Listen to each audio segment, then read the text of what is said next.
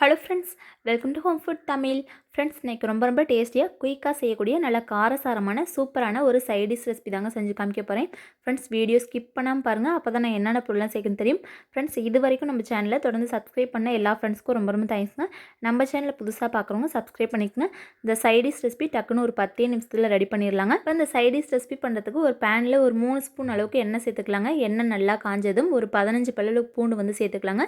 பூண்டு நல்லா இந்தளவுக்கு கலர் மாதிரி வந்ததும் காரத்துக்கு ஏற்ற மாதிரி வரமிளகாய் ஒரு 2 பச்சை மிளகாய் வந்து சேர்த்துக்கிறேங்க. இப்போ ஒரு கைப்பிடி அளவுக்கு சின்ன வெங்காயம் வந்து சேர்த்துக்கலாங்க. நல்லா பழுத்த தக்காளி பழமாக ஒரு 2 தக்காளி பழம் வந்து சின்ன சின்னதாக கட் பண்ணி சேர்த்துக்கலாங்க. இப்போ இந்த வெங்காயம் தக்காளி வரமிளகாய் நல்லா வதங்கி வரட்டுங்க. இப்போ நாட்டு தக்காளி பழம் சேர்க்குற மாதிரி இருந்தால் ஒரே ஒரு தக்காளி பழம் வந்து சேர்த்தா போதுங்க. நல்லா புளிப்பு சுவையாக இருக்கும். நாட்டு தக்காளி பழம்னா ஹைப்ரிட் தக்காளினா புளிப்பு சுவை அந்த அளவுக்கு இருக்காது. அதனால் ஒரு 2 தக்காளி பழம் வந்து சேர்த்துக்கலாங்க. இப்போ கொஞ்சமாக வந்து புளி சேர்த்துட்டு தேவையான அளவுக்கு கல்லுப்பு சேர்த்துட்டு இந்த வெங்காயம் தக்காளி எல்லாத்தையும் நல்லா வதக்கி எடுத்துக்கலாங்க. இப்போ இந்த வெங்காயம் தக்காளிலாம் நல்லா வதங்கினதுக்கப்புறம் ஒரு 2 கட்டு அளவு கொத்தமல்லி தலையை நல்லா க்ளீன் பண்ணிவிட்டு மண் எதுவுமே இல்லாமல் ஒரு 2 தடவை நல்லா கழுவிட்டு அதுக்கப்புறம் வந்து சேர்த்துக்கலாங்க. இந்த கொத்தமல்லி தலையை நல்லா தண்ணியிலேருந்து எடுக்கும்போது நல்லா புழிஞ்சிட்டு வந்து சேர்த்துக்குங்க. ஏன்னா அந்த கொத்தமல்லி தலை நல்லா வதங்கி வரும்போது நிறையா வந்து அந்த தண்ணி விட ஆரம்பிக்கும். அப்புறம் அதிக நேரம் வதக்கிற மாதிரி இருக்குங்க. அதனால் நல்லா புழிஞ்சிட்டு வந்து சேர்த்துக்குங்க. இப்போ அந்த கொத்தமல்லி தலையை நல்லா வதக்கி எடுத்துக்கலாங்க. அடுப்பு ஹை ஃப்ளேமில் வச்சுட்டே வதக்கி எடுத்துக்கலாம். இப்போ எந்த அளவுக்கு அந்த கொத்தமல்லி தலை நல்லா சுருண்டு அதாவது கம்மியான குவான்டிட்டி ஆயிரும். தண்ணி இந்த அளவுக்கு நல்லா கொத்தமல்லி தலையை புழிஞ்சிட்டு சேர்க்கும்போது எந்த அளவுக்கு நல்லா தண்ணி அதாவது ஈரப்பதமாக இருக்குது பாருங்கள். இப்போ நாட்டு கொத்தமல்லி தழை வந்து சேர்த்தோம்னா சீக்கிரமாக நல்லா வதங்கி வந்துடுங்க. ஹைப்ரிட் கொத்தமல்லி தழைனா அந்த தண்டு பகுதி வந்து ரொம்ப அதாவது திக்காக இருக்கும். அதனால் அந்த ஈரப்பதத்துலேயே வந்து நல்லா அந்த கொத்தமல்லி தழை வெந்து வரட்டுங்க. அப்போ தான் அந்த கொத்தமல்லி தலையோட பச்சை வாசனை கொஞ்சம் கூட தெரியவே தெரியாது.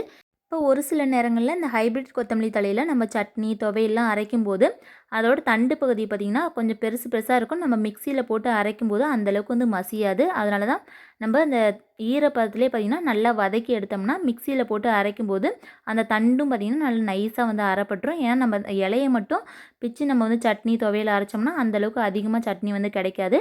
அதனால் நல்லா வதக்கிட்டு அரைச்சிங்கன்னா சட்னியோட அளவுகளும் கொஞ்சம் அதிகமாக வந்து கிடைக்குங்க. இப்போ வதக்கி வச்சுருக்க அந்த வெங்காயம் தக்காளி கொத்தமல்லி தழைலாம் நல்லா சூடு ஆறுனதுக்கப்புறம் மிக்ஸி ஜாரில் வந்து சேர்த்துக்கலாங்க. இப்போ கொஞ்சம் கூட தண்ணி எதுவுமே சேர்க்காம அந்த தக்காளி வெங்காயத்தில் இருக்க ஈரப்பதத்துலேயே பார்த்திங்கன்னா நல்லா நைஸாக அரைச்சி எடுத்துக்கோங்க. இப்போ அந்த சட்னி இன்னும் டேஸ்ட் கூடுதலாக கொடுக்கறதுக்காக ஒரு தாளிப்பு கரண்டியில் கொஞ்சமாக ஒரு ஸ்பூன் அளவுக்கு எண்ணெய் சேர்த்துட்டு கடுகு உளுந்தம்பருப்பு கடலைப்பருப்புலாம் நல்லா கலர் மாதிரி வறுபட்டதும் அதை வந்து அந்த சட்னி கூட வந்து சேர்த்துக்குங்க. இந்த மாதிரி நீங்கள் சட்னி அரைக்கும்போது இன்னும் டேஸ்ட்டு வந்து வேறு லெவலில் இருக்குங்க. நம்ம தாளித்து சேர்க்குறத விட இந்தமாரி கொஞ்சமாக தாளிச்சிட்டு நல்லா அதோட அந்த சட்னியோடு சேர்த்து அரைச்சிங்கன்னா இன்னும் சூப்பராக இருக்கும். இப்போ உப்பு எதுவும் பத்தலைனா கொஞ்சமாக கல்லுப்பு சேர்த்துட்டு நல்லா அரைச்சி எடுத்துக்கலாங்க. இப்போ இந்தளவுக்கு இந்த சட்னியை வந்து நல்லா நைஸாக அரைச்சி எடுத்தாச்சு. இந்த மெத்தடில் நீங்கள் கொத்தமல்லி சட்னி வந்து ரெடி பண்ணி தோசை இட்லிக்கெலாம் வச்சு கொடுத்து பாருங்கள். ஒரு தோசை சாப்பிட்ற குழந்தைங்க கூட ஒரு 2லேருந்து 3 தோசை சாப்பிடுவாங்க. அதேமாதிரி இட்லியும் பார்த்திங்கன்னா அதிகமாக சாப்பிடுவாங்க. டேஸ்ட்டு வேறு லெவலில் சூப்பராக இருக்குங்க. இந்த சட்னி பார்த்திங்கன்னா டக்குன்னு ஒரு 10 நிமிஷத்தில் ரெடி பண்ணிடலாங்க. புளி வந்து கொஞ்சம் அதிகமாக சேர்த்து அரைச்சிங்கன்னா ஒரு 2லேருந்து 3 நாள் வரைக்கும் கெட்டு போகாமல் இருக்கும். தேங்காய் சேர்த்து அரைச்சிங்கன்னா உடனே வந்து சாப்பிட்ருங்க. ஃப்ரெண்ட்ஸ், இதே மெத்தடில் நல்லா டேஸ்டியான காரசாரமான கொத்தமல்லி சட்னி செஞ்சு சாப்பிட்டு பார்த்துட்டு எப்படின்னு கமெண்ட் பண்ணுங்கள். இந்த வீடியோ கண்டிப்பாக உங்கள் எல்லாருக்கும் ரொம்ப யூஸ்ஃபுல்லாக இருக்கும்னு நினைக்கிறேன். வீடியோ பிடிச்சிருந்தா நம்ம சேனலை புதுசாக பார்க்குறவங்க சப்ஸ்கிரைப் பண்ணிக்கோங்க. உங்கள் ஃப்ரெண்ட்ஸ் எல்லாருக்கும் நிறைய பேர் ஷேர் பண்ணுங்கள். அவங்க எல்லாருக்குமே ரொம்ப யூஸ்ஃபுல்லாக இருக்கும். Okay friends, thank you so much.